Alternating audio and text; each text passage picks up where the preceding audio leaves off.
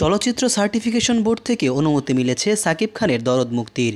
গতকাল রোববার অনন্য মামুন পরিচালিত এই ছবি প্রদর্শনের পর মুক্তির অনুমতি দেওয়া হয়েছে। সোমবার চলচ্চিত্র সার্টিফিকেশন বোর্ডের পরিচালক সমিতির সভাপতি ও চলচ্চিত্র সার্টিফিকেশন বোর্ডের অন্যতম সদস্য কাজী হায়াত বলেন, দরদ মুক্তিতে বাধা নেই। সেন্সর থেকে নতুন সার্টিফিকেশন বোর্ড হওয়ায় এখনও গ্রেটিস সিস্টেম চালু হয়নি। আইনমন্ত্রী বলেছেন, নতুন বিধি তৈরি করতে হবে। 6 মাসের মধ্যে আইন প্রণয়ন করে ছবির মেরিট অনুযায়ী পরে গ্রেড দেওয়া হবে। ঢাকায় সুপারস্টার সাকিব খান ও তার ফেসবুকে পোস্ট দিয়েছেন তার নতুন সিনেমা নিয়ে। তিনি লিখেছেন, দরদ ভরা ভালোবাসা নিয়ে সে আসছে। যৌথ প্রযোজনায় নির্মিত হয়েছে দরদ। নভেম্বর অথবা ডিসেম্বরে ছবিটি প্যান ইন্ডিয়ান হিসেবে বাংলাদেশ, ইন্ডিয়া সহ বিশ্বব্যাপী মুক্তি দিতে চান। অনন্য মামুন বলেন, সার্টিফিকেশন বোর্ড থেকে প্রশংসা পেয়েছি, এই সপ্তাহে মুক্তির তারিখ জানাবো। দরদ সিনেমায় প্রধান 2 চরিত্রে অভিনয় করেছে সাকিব ও সোনাল।